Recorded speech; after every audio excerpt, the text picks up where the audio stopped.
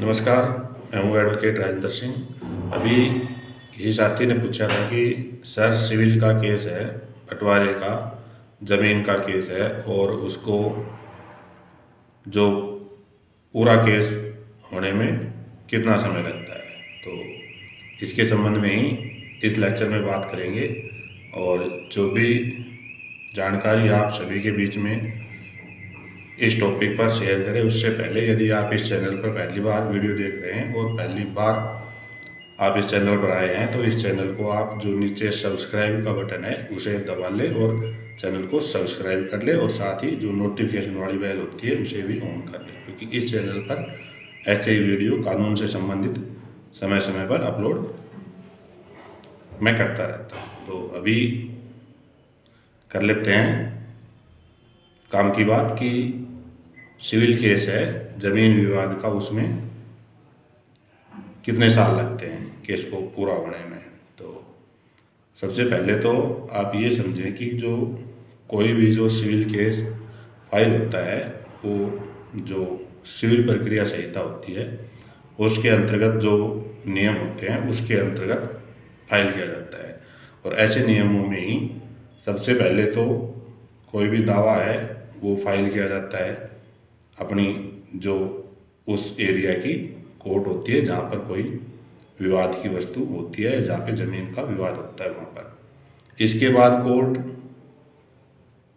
जितनी पार्टीज बनाई जाती है, जितने प्रतिवादी बनाए जाते हैं केस में, या जिनके खिलाफ ऐसे समझें कि केस लड़ना होता है, उनको नोटिस जारी करती है और इस फाइल किए गए केस से संबंधित जवाब के लिए नोटिस जारी होता है। और जैसे ही सभी या एक है या एक से अधिक प्रतिवादी है उनको जब नोटिस जारी हो जाते हैं और उनकी सर्विस उनके पास हो जाती है तो उन्हें जवाब फाइल करने का मौका दिया जाता है।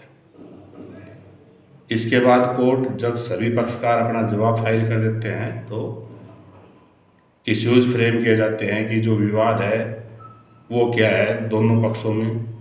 उसके बाद जो दावा फाइल करता है या जो केस फाइल करता है वो अपनी गवाही करवाता है, फिर जिसके खिलाफ केस फाइल किया जाता है वो अपनी गवाही करवाता है और उसके बाद दोनों ही पक्ष, पहले जिसने दावा किया है वो अपनी बात रखता है, बहस करता है, अपने जो बात है वो कोर्ट को बताती है और उसके बाद जो उत्तरवादी है या जिनके खिलाफ केस फाइल किया गया होता है सिविल मामलों में, वो या उनके वकील अपनी बहस या अपनी बात कोर्ट के सामने रखते हैं।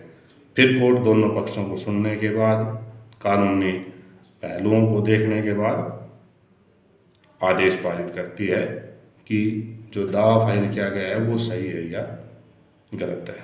तो इस प्रकार से ये सारी प्रक्रिया में आप समझते हैं कि समय लगता है और इसके अलावा भी बहुत से और इसमें इशू हो सकते हैं कि किसी केस में कितना समय लगता है। तो ऐसे में ये भी एक बात होती है कि जिनके खिलाफ केस फाइल किया गया है वो कितने पक्षकार हैं। यदि एक पक्षकार है या एक उत्तरवादी है या एक से अधिक है तो कई कई मामलों में तो हम देखते हैं कि 5, 6, 7, 10 या 100 या उससे ज़्यादा विपक्षकार होते हैं। तो इन सब की सर्विस करवाने में टाइम लगता है, फिर सबका जवाब आने में टाइम लगता है।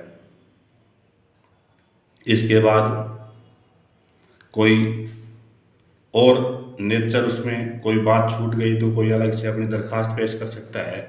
और इसके अलावा भी जो वकील जिसने केस फाइल किया है या जो उत्तरवादी है जिनकी साइड से कोई वकील पेश होते हैं या होता है, तो उनकी काम करने की क्षमता, उसके पास काम की अधिकता और इसके अलावा भी जिस कोर्ट में आपका केस फाइल किया गया है उस कोर्ट में काम की कितनी अधिकता है।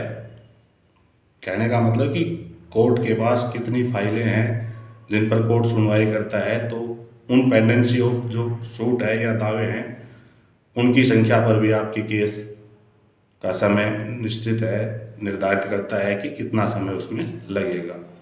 और ये सारी बातें इसमें होती है जिसमें समय लगता है। इसलिए यह ठीक से कहना कि कितना समय लगेगा निश्चित तौर पर ऐसा नहीं कहा जा सकता है। यह जरूर है कि केस में समय लगता है, और इसके अलावा भी जो पक्षकार होते हैं वो भी अपने केस के प्रति कितने सतर्क और सजग है, ये बातें भी किसी केस को जल्दी से जल्दी उसका निर्णय करवाने में साबित बहुत महत्व रखती है। तो इस सारी चर्चा से ये जरूर हम समझे होंगे कि निश्चित रूप से ये कहना कि किसी विशेष समय में कोई सिविल सूट या सिविल का केस विवाद उसका निर्णय आ जाएगा, ये कहना शायद ये गलती होगी। तो इसी चर्चा के साथ इस लेक्चर को विराम दूंगा। उम्मीद है जो जानकारी हमने शेयर की है वो आपको अच्छी भी लगी होगी और आपके काम की भी होगी।